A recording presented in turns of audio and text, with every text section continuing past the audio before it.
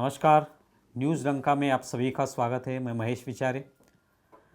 दोस्तों, किसी भी राज्य का विकास करने के लिए उद्योगपतियों की आवश्यकता होती है। उनके वजह से उद्योग उस राज्य में आ जाते हैं, बेरोज़गारी कम होने में मदद होती है, उस राज्य का विकास उसके बाद हो सकता है। यही नीतियाँ जो है हर राज्य अपनाता है और अलग अलग उद्योगपतियों से एमओयू साइन करता है, उनसे समझौते किए जाते हैं और उस माध्यम से अपने राज्य में ज़्यादा से ज़्यादा रोज़गार आए, इसके लिए कोशिश की जाती है। अभी हम लोगों ने देखा कि पिछले कुछ सालों से कांग्रेस ने गौतम अदानी पर बार बार निशाना साधा है, उनकी आलोचना की है, उनकी कड़ी निंदा की है। अदानी और प्रधानमंत्री नरेंद्र मोदी का संबंध जोड़ने की कोशिश की है, उनको दोस्त बताया, उनके फोटोग्राफ दिखाए, उसके बारे में बहुत सारी प्रेस कॉन्फ्रेंस ली, हर सभा में अदानी और मोदी का संबंध जोड़ने की कोशिश की, उन पर बार बार निशाना साधने की कोशिश की। ये सब होता रहा है और इसके वजह से कांग्रेस को बहुत सारा खामियाजा भी भुगतना पड़ा है। लेकिन आज वही कांग्रेस जो कि तेलंगाना में हम लोग देख रहे हैं कि तेलंगाना में अभी जो चुनाव हुए उसमें कांग्रेस ने बड़ी जीत हासिल की। रेवंत रेड्डी जो है वहाँ के अभी मुख्यमंत्री है और अभी जो दावोस में इंटरनेशनल फोरम शुरू है उसके लिए रेवंत रेड्डी वहाँ पे गए। वहाँ पे उन्होंने गौतम अदानी के साथ बातचीत की। वहाँ पे लगभग 12,000 करोड़ के एमओयू साइन किए गए। इसका मतलब है लगभग 4-5 नए उद्योग तेलंगाना में आने वाले हैं। उसके वजह से कुछ रोजगार उनको उपलब्ध होंगे और स्वाभाविक है कि तेलंगाना का विकास होने में उसकी मदद होगी। लेकिन इससे कांग्रेस की जो दोहरी नीति है या जो उन्होंने मुखौटा पहना है अदानी के विरोध का, वो मुखौटा जो है वो निकल चुका।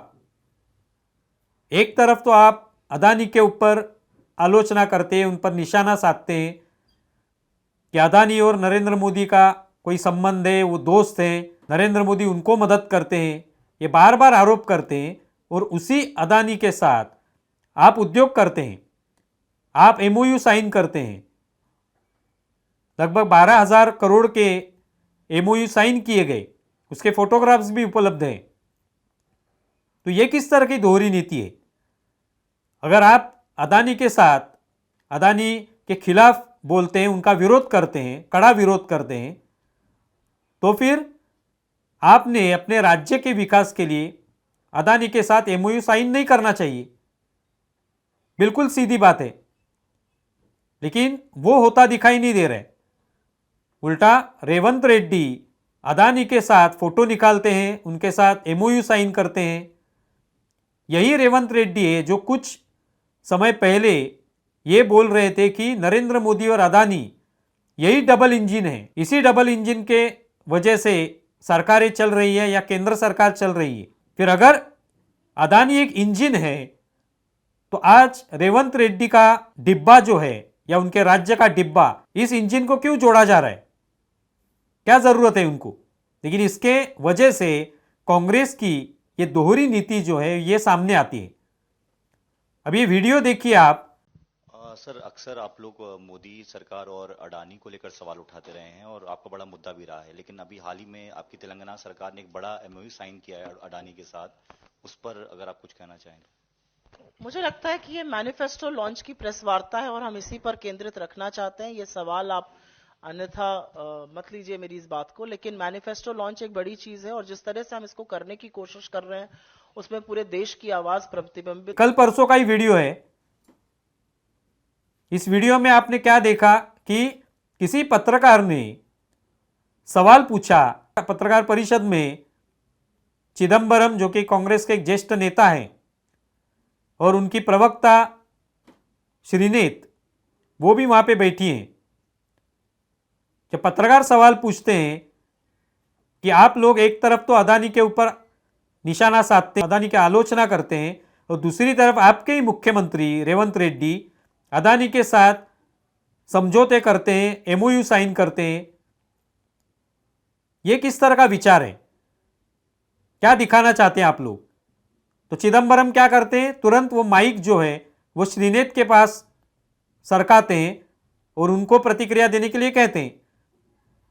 सुप्रिया श्रीनेत क्या बोलती है कि फिलहाल तो हम लोग ये प्रेस कॉन्फ्रेंस जो है वो मैनिफेस्टो के बारे में हम लोग इसमें चर्चा करने आए हैं, हम लोग ये अदानी का विषय इसमें नहीं बोलेंगे। तो क्यों नहीं बोलेंगे?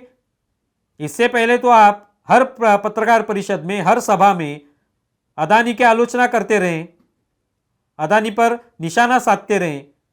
आज ऐसे क्या हो गया कि अदानी का ये विषय जो है वो आपको नहीं चाहिए, उसके बारे में आपको बोलना नहीं है, क्योंकि इनकी दोगली नीति जो है ये इसकी वजह से सामने आ गई। लेकिन इसके पीछे एक मजबूरी भी है। आज हम लोग देख रहे हैं कि पूरे देश भर में भारतीय जनता पक्ष जो है, उनकी जो ताकत है, आर्थिक ताकत भी हो सकती है, वो भी बड़ी है।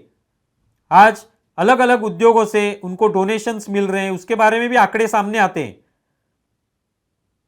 कि सभी पार्टियों को डोनेशंस मिलते हैं। उसमें कांग्रेस का स्तर आज बहुत नीचे गिर चुका है और इसके वजह से कुछ महीने पहले हम लोगों ने देखा कि कांग्रेस ने एक मुहिम चलाई देश के लिए डोनेशन, और इसके माध्यम से उन्होंने लोगों को अपील की थी कि हमें डोनेशन दो। कुछ करोड़ रुपए उनके वहां पे जुटा भी पाए वो लोग, लेकिन वो काफी नहीं था उतना। यह अवस्था क्यों हुई कांग्रेस की? आज उनके पास ये डोनेशंस क्यों नहीं है? क्योंकि उद्योगपतियों के बारे में उनकी जो राय है, बार बार अदानी हो, अंबानी हो, टाटा, बिरला, बजाज, इनके बारे में इनकी एक ही राय है कि ये अभी मोदी के दोस्त बने। आप नरेंद्र मोदी पर आलोचना कीजिए, राजनीति कर सकते हैं आप लोग, लेकिन उसमें अगर उद्योगपतियों को आपको खींचना है, उसी राजनीति में लाना है, तो फिर आपको उसका खामियाजा भुगतना पड़ेगा।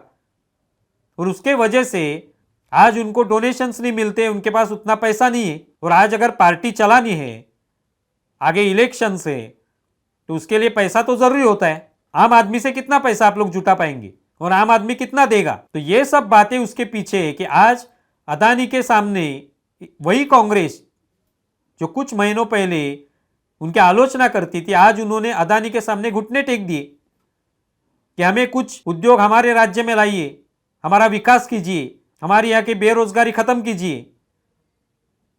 यही राहुल गांधी रोज बेरोजगारी की बात करते कि देश में बेरोजगारी बढ़ रही है, तो बेरोजगारी दूर कौन करेगा? सिर्फ सरकार तो दूर नहीं कर सकती, उसके लिए उद्योगपति चाहिए, उद्योग व्यवसाय ये चाहिए, वो आने के बाद ही बेरोजगारी दूर हो सकती है। लेकिन राहुल गांधी की भूमिका क्या है? अदानी की आलोचना करना। और आज उसी अदानी के सामने हाथ फैलाकर वो लोग खड़े। ये दोगली नीति, इस माध्यम से कांग्रेस की जो है दोगली नीति, दोहरा चेहरा जो है वो सामने आया है। आप इसके बारे में क्या सोचते हैं जरूर लिखें।